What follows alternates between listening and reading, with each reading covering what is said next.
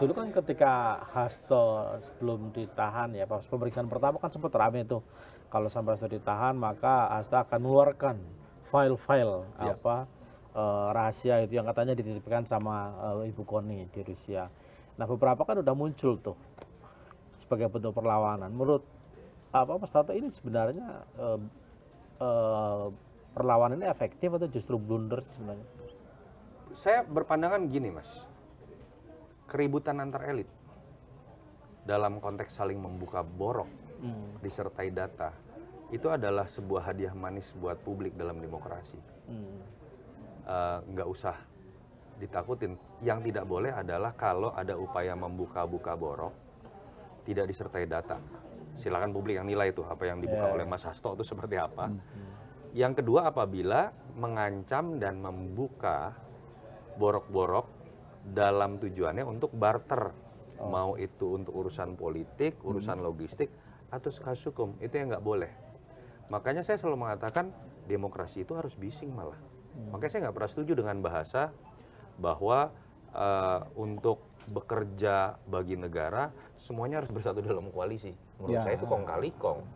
Terlalu Itu naif nggak sih? bersekongkol bukan berkoalisi. Bukan kolaborasi ya. Betul. Yang namanya demokrasi bising, makanya diperlukan ada yang namanya oposisi. Diperlukan adanya, kalau nggak mau pakai bahasa oposisi, oke lah, check and balances.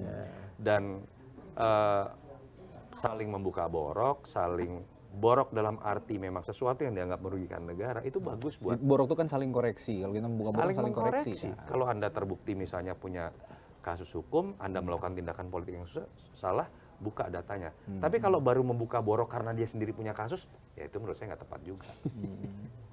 Ini nih, saya agak tertarik juga sama komentar-komentarnya haters nih kayaknya. Saya bilang haters karena memang komentarnya negatif gitu. Sedikit-sedikit kan semenjak kasusnya Mas Hasto ini PDI Perjuangan konferensi pers. Tadi yang dibilang lebih tenang tadi. Tapi kok ada juga haters ini, netizen yang mungkin dia ini haters bilang kok dikit-dikit cuci tangan PDIP ini. Katanya cuci tangan dikit-dikit kalau ini mau membersihkan bahwa dirinya itu tidak terlibat apapun gitu dalam kasus-kasus hukum atau dalam praktik-praktik politik yang jorok gitu. Itu analisnya gimana tuh, Mas? Ya, menurut saya tetap PDI Perjuangan posisikan ini sebagai otokritik saja.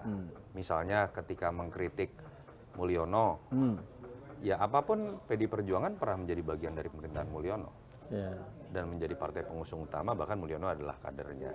Sehingga menurut saya nggak perlu kita menyalahkan netizen ketika kemudian menganggap bahwa kritik itu juga harusnya dialamatkan dulu misalnya, begitu kan. Dan artinya kan harus ada effort lebih dari teman-teman PDI Perjuangan ketika berbicara mengenai kritik terhadap kebijakan.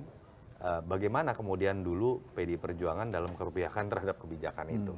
Jadi jangan setengah-setengah. Makanya tadi kalau ngambil positioning bukan hanya secara politik dan bermusuhan dengan tokoh tertentu, bermusuhanlah dengan kebijakan yang memang dianggap bertentangan dengan aspirasi konstituen dan selama ini itu lebih ke personal berarti ya? Saya tidak tahu, itu kritik dari netizen gitu kan. Tapi berarti ya itu tadi sarannya lebih baik ke kebijakan kalau kritik, jangan ke orang. Nah, ini nggak personal.